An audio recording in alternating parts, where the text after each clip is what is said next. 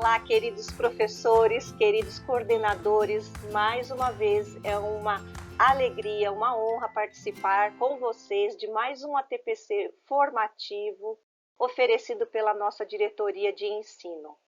E para brindar este momento, eu gostaria de deixar uma reflexão, que é uma frase do astrônomo Carl Sagan, e que ele diz assim: diante da vastidão do tempo e da imensidão do universo, é um imenso prazer para mim dividir um planeta e uma época com você.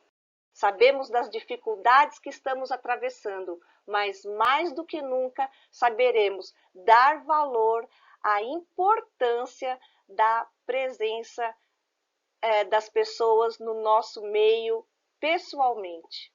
Então, é sim um prazer, é uma honra participar um momento, uma época, um período com vocês, porque com certeza sairemos muito mais fortalecidos, mais amigos, muito mais empáticos e solidários.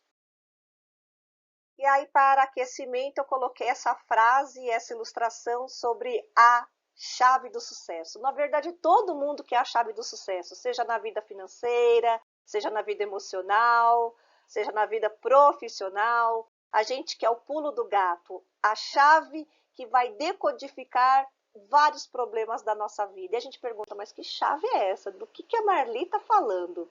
Vamos ver. Como professores que somos, uma das coisas que mais nos dá satisfação, alegria, é ao final de uma aula, a gente perceber que deu uma aula sensacional, uma aula maravilhosa, que os alunos participaram. E o nosso sonho é ver assim, rostinhos alegres, felizes, ativos, participantes, protagonistas, inteiros na sala de aula, olhando, atento a tudo que você fala, que eles também possam participar, reagindo e agindo a cada momento, a cada comanda. Nossa, e como a gente faz para conseguir tudo isso? Para nós, a cereja do bolo é ir na formatura dos nossos alunos, seja do 9º ano do ensino fundamental, ou do 3º ano do médio, ou no último conselho de classe do ano, em que a gente percebe que os nossos alunos passaram para a série seguinte com excelente aproveitamento do ano letivo. Para a gente não tem realização maior. Esse é o grande dia, não só deles, como nosso.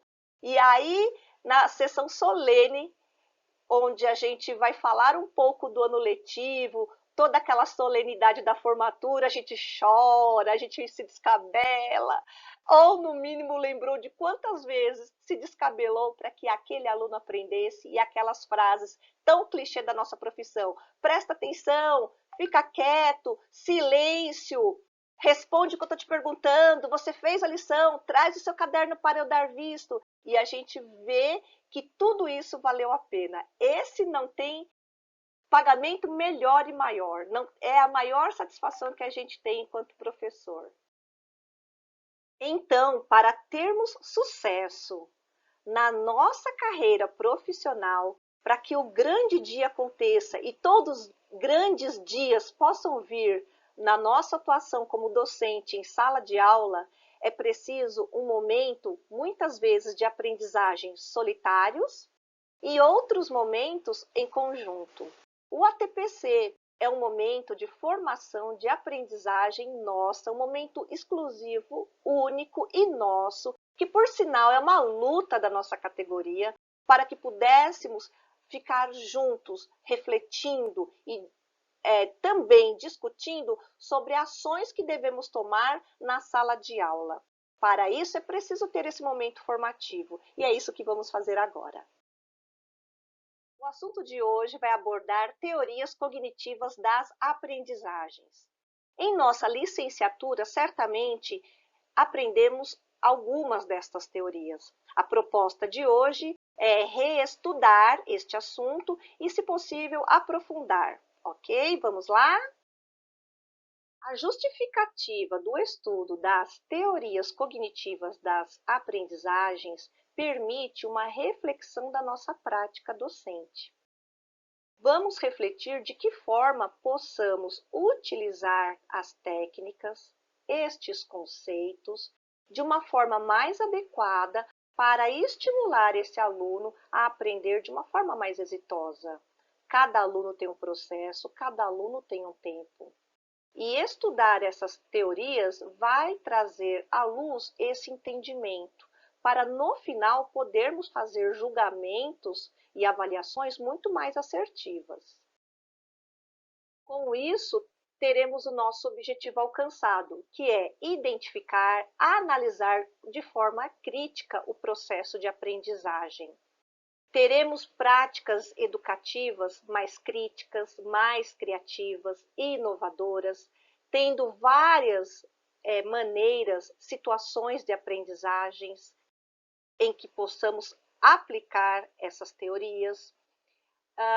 Não dá mais para pensar no espaço atual da escola, ele sendo verticalizado, aquilo que o professor pensa, aquilo que o professor acha, e simplesmente colocar para o aluno, sem passar pela sua mente, enquanto professor, como será que esse aluno está aprendendo.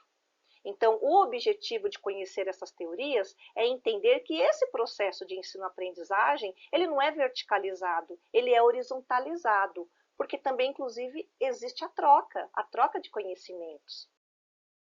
Nós temos a imagem de uma menina estudando.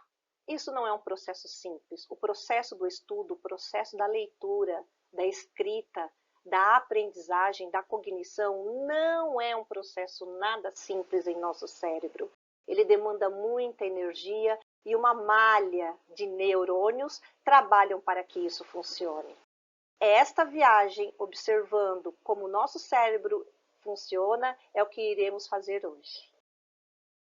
Esta obra de engenharia humana pesa aproximadamente 1,5 kg, o que equivale a 2% do peso de um adulto, e possui milhões de neurônios.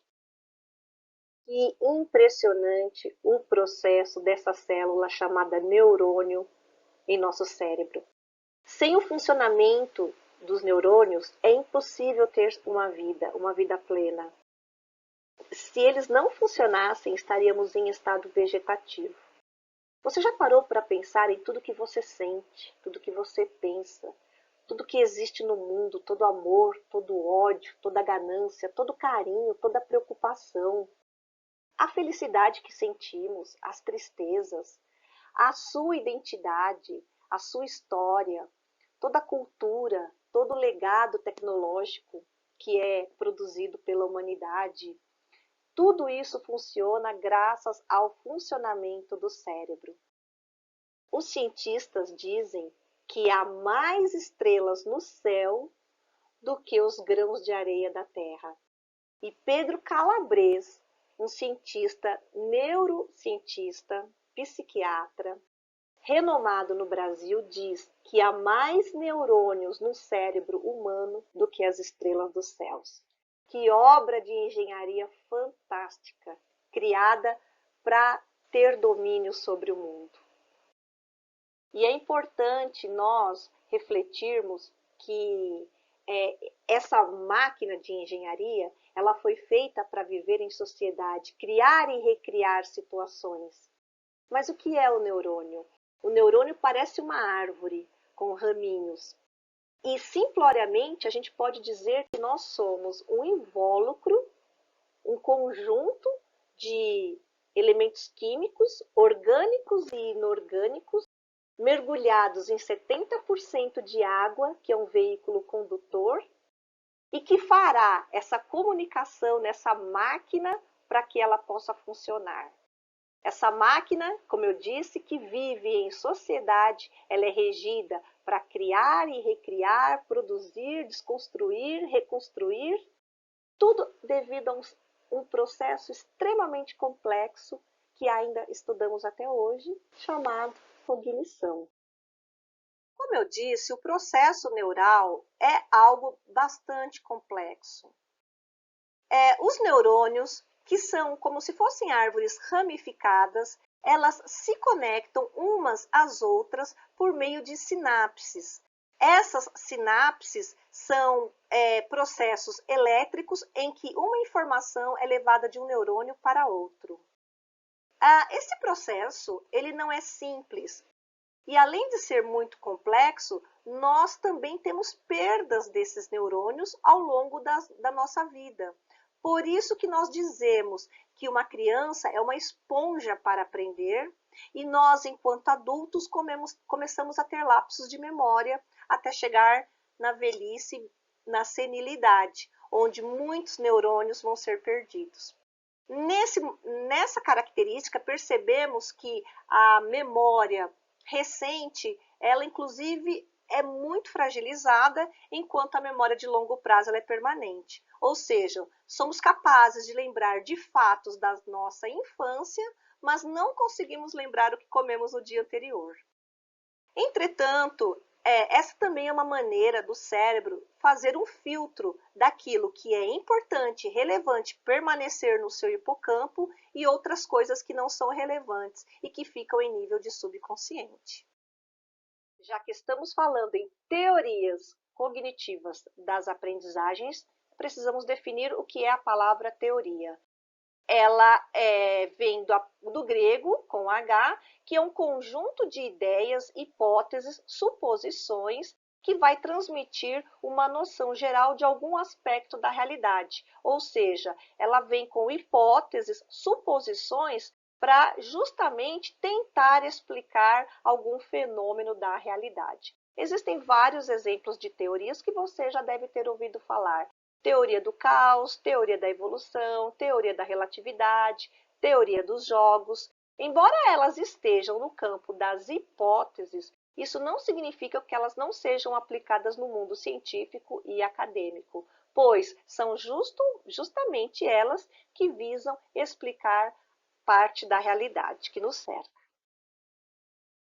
Agora vamos definir o que é cognição. A cognição envolve vários processos neurais e físicos de construção do nosso pensamento, que também é conhecido como aprendizagem e até mesmo entendimento. A cognição demanda vários recursos neurais e físicos. Entre eles, eu posso citar a atenção, memória, linguagem, o raciocínio, o uso dos 5 sentidos, até chegar à tomada de decisões. Todo esse processo vai fazer parte do nosso desenvolvimento intelectual e das nossas experiências pessoais. A tudo isso nós chamamos de cognição, e ela se dá ao longo da nossa vida enquanto há vida.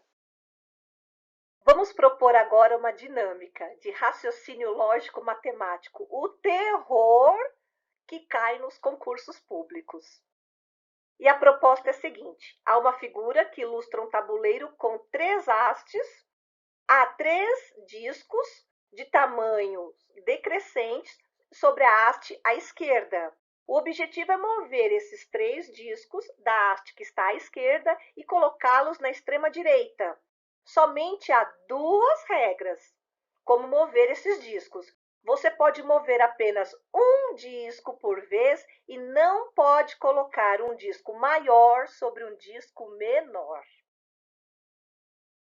Nós que somos de humanas já fala, ai, para, é muita informação, tá doendo o cérebro. Fica aí a sugestão para vocês conversarem com o professor de exatas. Mas que esse desafio incomoda, incomoda. Agora, outro desafio. Calcule mentalmente 18 vezes 7. Os seus olhos já olhou, inclusive, o exercício de baixo, que é 10 vezes 10. E o seu cérebro já achou a resposta. Mas o 18 vezes 7 fica aquela impasse no cálculo mental. E aí eu vou ajudar vocês. 7 vezes 8, 56. Coloca o 6 lá na sua folha mental. Fica com 5 na mão. 7 vezes 1, 7. 8, 9, 10, 11, 12. Usa os dedinhos. Associa com o 6 que ficou lá na sua folhinha mental. Dá 126. Mas isso para nós, principalmente professores da área de humanas, não é tão simples assim. Usa a folha mental, deixa os 6 num canto, põe 5 no cantinho aqui no dedinho da mão. Multiplica 7 vezes 1, soma mais 5. Para nós de humanas, esse processo é lento. Ele não é tão automatizado quanto os professores das áreas de exatas. Mas quando nós olhamos 10 vezes 10, chegamos ao 100 rapidamente. Vamos falar sobre isso. Eu coloquei aquelas atividades anteriores para exemplificar que o processo de raciocínio, ele não é fácil, ele é complexo. E além da sua complexidade, nós, na verdade, não gostamos de pensar. E mais, o nosso cérebro, ele tem mecanismos para poupar o pensamento, porque o pensamento desgasta muito, demanda muita energia, causa uma exaustão. E para se poupar dessa exaustão, o cérebro se omite nas questões mais complexas. E aí nós temos um grande exemplo desses dois grandes homens da história, que diz, um é o Henry Ford e o outro Shakespeare. O Henry Ford, à nossa esquerda, ele diz assim: pensar é a tarefa mais difícil que existe e a razão provável pela qual poucas pessoas se ocupam em fazê-lo.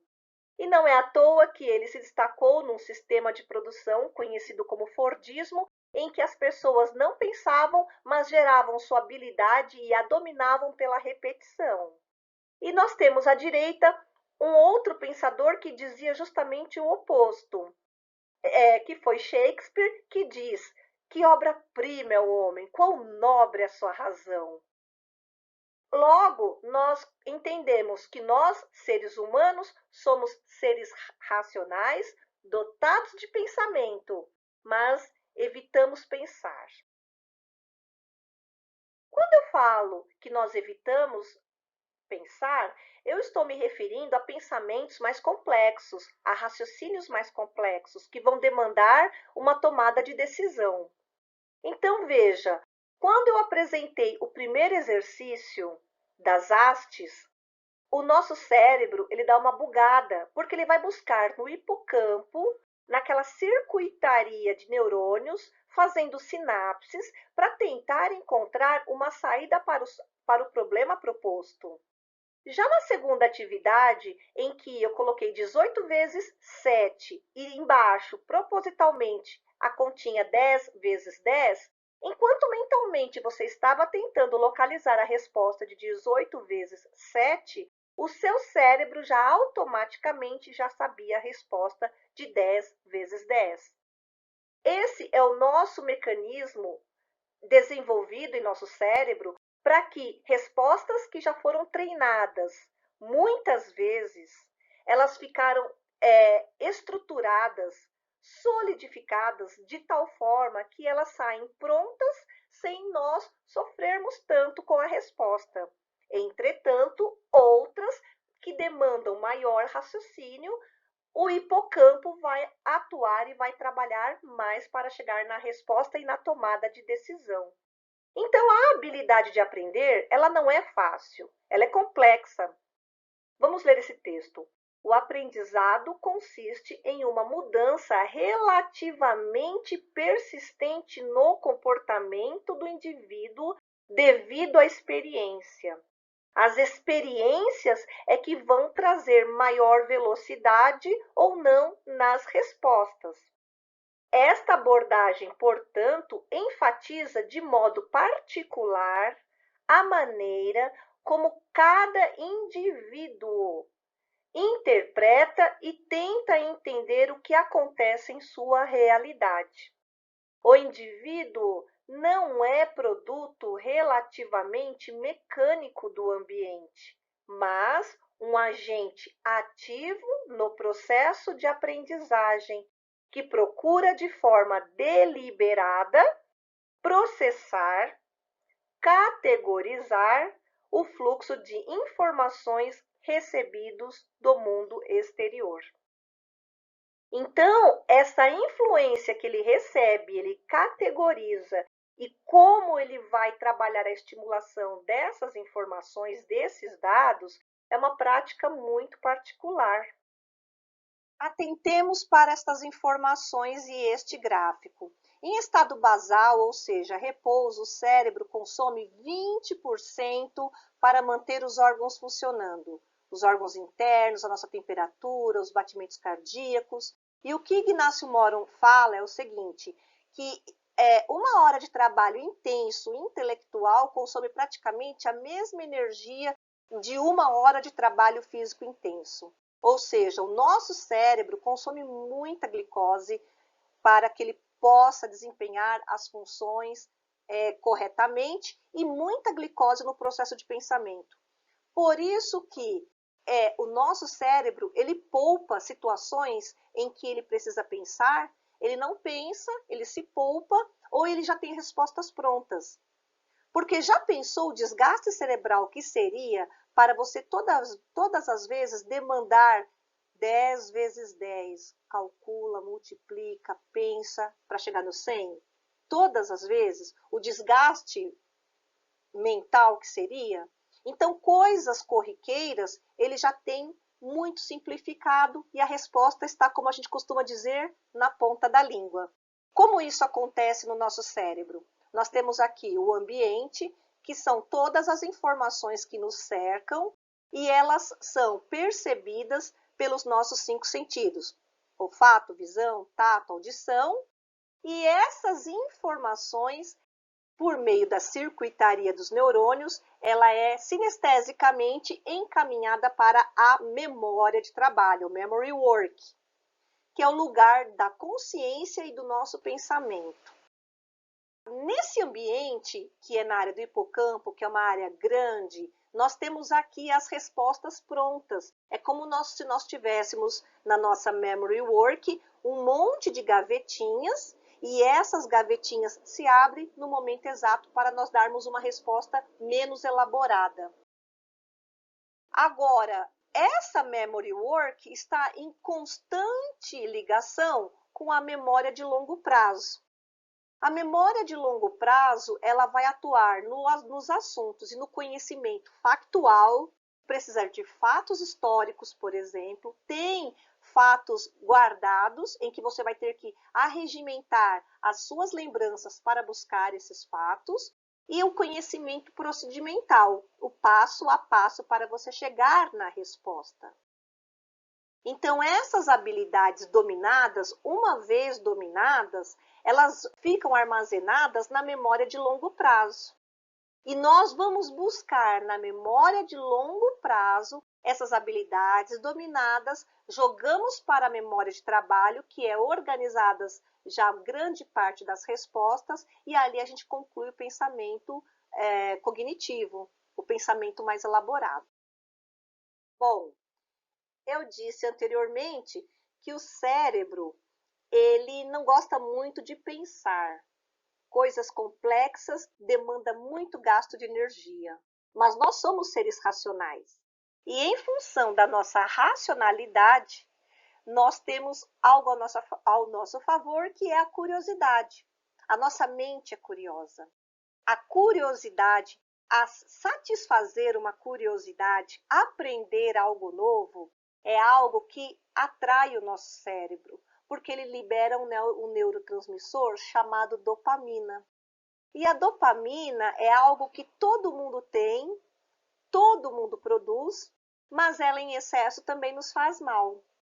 Por exemplo, cada vez que assistimos um filme da Netflix, nós liberamos dopamina. Quando entramos na internet, numa plataforma, Facebook, Instagram, WhatsApp, o TikTok, está tanto em moda agora, e outras mais, nos perdemos muito tempo nessas plataformas porque nós liberamos muita dopamina, o neurotransmissor do prazer, e acabamos procrastinando, postergando aquilo que nós deveríamos fazer, que é estudar, ler um livro, fazer tarefas cognitivas que talvez o nosso cérebro fala, eu estou com preguicinha, eu não quero fazer isso. E por que isso acontece? Porque você se intoxicou, entre aspas, de tanta dopamina que acaba o seu cérebro ficando preguiçoso. Isso acontece com todo mundo e também com os nossos alunos. O nosso cérebro, para se desintoxicar, nós precisamos limitar os horários daquilo que liberam muita dopamina. Nós precisamos da dopamina para sentir prazer nas coisas, mas o excesso não. Outra coisa interessante é que o nosso hiperfoco, o nosso cérebro consegue no máximo 15 minutos. Mais do que isso, nós estamos gerando muito estresse. Por isso que é muito interessante darmos as devidas pausas. Ou a aula de 50 minutos, toda conceitual, gera um nível de esgotamento tão grande que o aluno não vai ter um aproveitamento profundo ou satisfatório, exitoso daquilo que você quer trabalhar. Aqui nós vamos falar de algumas teorias da cognição. Nós temos muitas teorias lançadas no meio científico, entretanto, vamos trabalhar principalmente aquelas usadas no meio acadêmico da educação básica. Nós temos duas categorias, os comportamentalistas, exemplificado principalmente pelos behavioristas. A origem é inglesa, behavior, que significa comportamento. O behaviorismo tem origem nas teorias que explicam o processo de aprendizagem pelo comportamento, com objetivo e previsão e controle desse processo. E também nós temos os cognitivistas, que são os interacionistas. Eles acreditam numa complexa combinação de influência entre mente e o meio ambiente. Eles entendem que esse processo de aprendizagem acontece de acordo com a maturação biológica do indivíduo e o meio em que ele está inserido. Já que estamos falando em teorias cognitivas das aprendizagens, é muito importante nós relacionarmos essa teoria com a nossa prática docente, o nosso universo escolar e a relação do aluno conosco e este processo, esta relação de ensino e aprendizagem. Fica como uma sugestão, então, este filme chamado Mentes Perigosas, que trata uma história verídica com uma ex-fuzileira naval norte-americana em que ela vai para uma escola trabalhar como professora. Seus alunos não reagiam como ela gostaria que reagissem. A sua prática docente tradicional não conseguiu alcançá-los. E eles, em retribuição à prática pedagógica deles, começaram a praticar atos rebeldes e atos de indisciplina. Louane, verificando que a sua prática não estava atingindo os alunos, ela reviu a sua prática, o seu fazer pedagógico. O objetivo de ver este filme faz com que percebamos que nós precisamos reavaliar o nosso fazer pedagógico. Nós, em ATPC, estudamos metodologias ativas, estudamos habilidades e competências, habilidades socioemocionais. Porém, não adianta estudarmos tantos assuntos, entre outros, esses que eu citei, e também não conhecer o mecanismo cerebral, o funcionamento do nosso cérebro. Então, aqui queremos dar algumas pinceladas e também adentrar nestas teorias cognitivas. Ok? Vamos falar da teoria comportamental de Skinner. Ela é baseada em estímulo e resposta e traz punição ou premiação mediante este estímulo. Então, nós temos aqui o exemplo, o teste que ele fez com o cachorro e o sininho. Aqui ele apresenta um pratinho de comida e o cachorro. E como resposta, ele começa a salivar porque ele viu a refeição. Nós temos no segundo quadro ele dando o som do sininho, mas o cachorro não associa o sino ainda com o pratinho de comida. No terceiro quadro, ele mostra o som do sininho com o pratinho de comida. Então, ele começa a associar, mediante o estímulo do sino, que ele terá uma resposta que é o prato de comida. E se nós observarmos, esta teoria é muito praticada na sala de aula. Aquele que fizer a lição, o exercício correto e entregar tudo certinho, sem errar nenhum, vai ganhar 2 pontinhos. Então, nós adotamos também parte do estímulo e resposta, punição ou premiação. Agora vamos falar de interacionistas, que foram pilares da licenciatura de muitos de nós, são clássicos nas teorias cognitivas, que é Piaget, Vygotsky e Vallon. Piaget, ele fala da maturação biológica que o organismo precisa ter. E nesse processo de maturação, a mente passa por assimilação.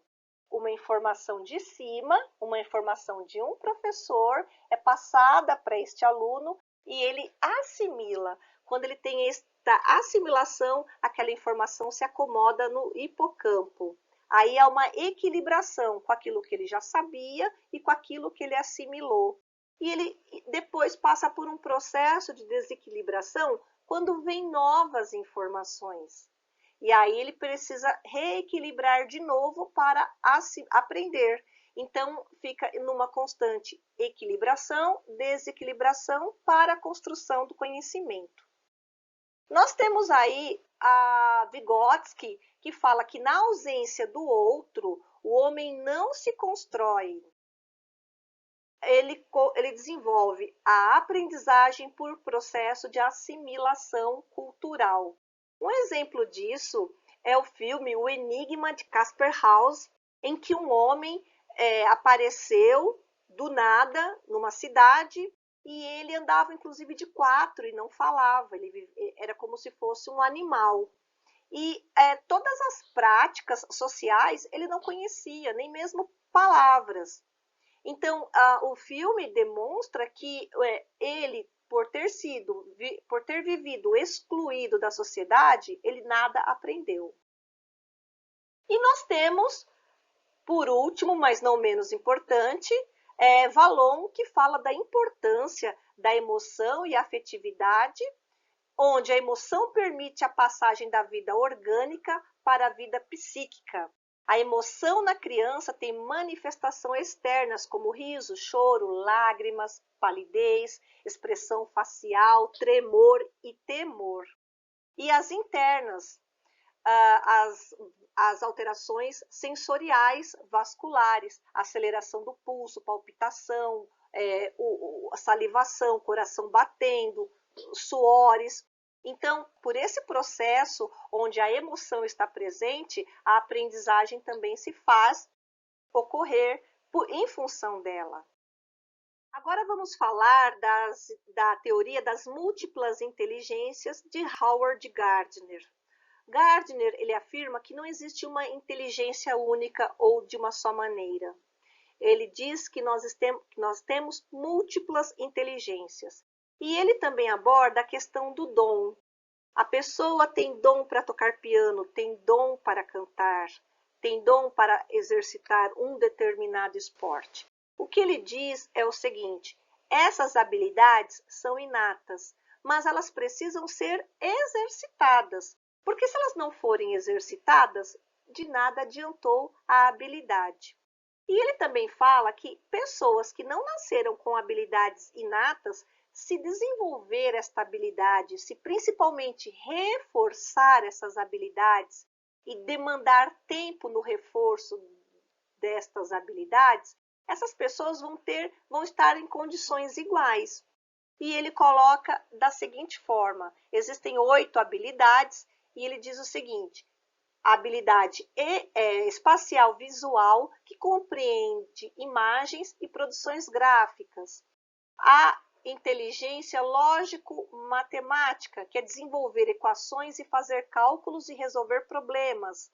A habilidade musical, produzir e compreender diferentes tipos de sons. A corporal sinestésica, coordenar e utilizar seu próprio corpo para criar ou resolver problemas. A naturalista, identificar, distinguir entre diferentes tipos de plantas, animais e fenômenos da natureza. A habilidade intrapessoal e a interpessoal, que tanto falamos no Big Five, nas habilidades socioemocionais, que faz parte do nosso currículo paulista e que precisamos tanto nós exercitarmos como os nossos alunos. A intrapessoal fala em conhecer a si mesmo, seus sentimentos, desejos e personalidades. E a interpessoal, reconhecer e entender os sentimentos, motivações, intenções de outras pessoas. E a verbolinguística, que fala sobre analisar informações e produzir trabalhos envolvendo a linguagem. Em alguma dessas áreas das inteligências, segundo Gardner, todos nós temos potencial. Então também nós não devemos ficar frustrados se nós não temos as 8, mas sim que nós temos inteligências específicas e que podemos muito exercitá-las. Vamos falar agora de David Ausubel, teoria da aprendizagem significativa. O assunto que você vai trabalhar com o aluno, ele tem que ter, de certa forma, algum significado para o aluno. Nós chamamos isso de pontos de ancoragem. A aprendizagem significativa ocorre quando a nova informação ancora-se em conceitos relevantes. Esses conceitos relevantes são conceitos subsunsores. É quando o fato tem subsunção com aquilo que você um dia já colocou para ele. Existe uma cola, uma liga. Isso acontece no caderno do aluno quando você tem a habilidade, o título do assunto e ali você começa com uma pergunta que chama para começo de conversa. Para começo de conversa, o que você sabe sobre internet? E aí o aluno vai discorrer aquilo que ele já sabe e você vem complementando, preenchendo as lacunas sobre o assunto. Então, o ponto de ancoragem é o que ele já sabe. E agora, para encerrar o ATPC de hoje, cabe a reflexão entre os pares e pensar na sua escola, na sua realidade com seus alunos, quais as teorias que melhor se enquadram nas atividades que vocês propõem durante o ano letivo. Lembrando que cada aluno tem um universo, cada aluno tem a sua especificidade e a sua disciplina também tem as suas especificidades. O objetivo de trabalhar essas teorias é mostrar um universo imenso de como pode se dar o processo de aprendizagem e, principalmente, entender que o nosso cérebro funciona de maneira ao nosso favor quando a curiosidade é aguçada. Lembrando também que o nosso hiperfoco dura no máximo 15 minutos. Lembrando também, mais uma vez, que a forma lúdica, a boa relação, a forma harmoniosa, envolvendo a emoção e a afetividade, são portas abertas para a chave do sucesso.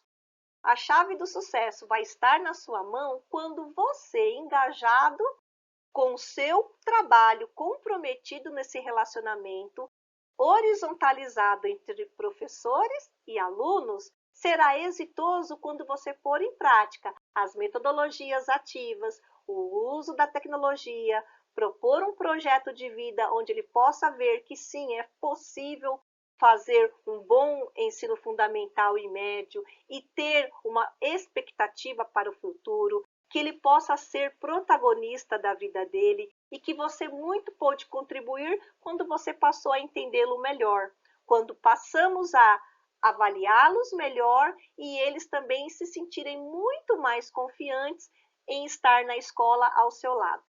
Muito obrigada pela participação, muito obrigada pela audiência de vocês. Tudo isso só é possível porque sabemos que temos grandes professores em nossa rede. Até a próxima!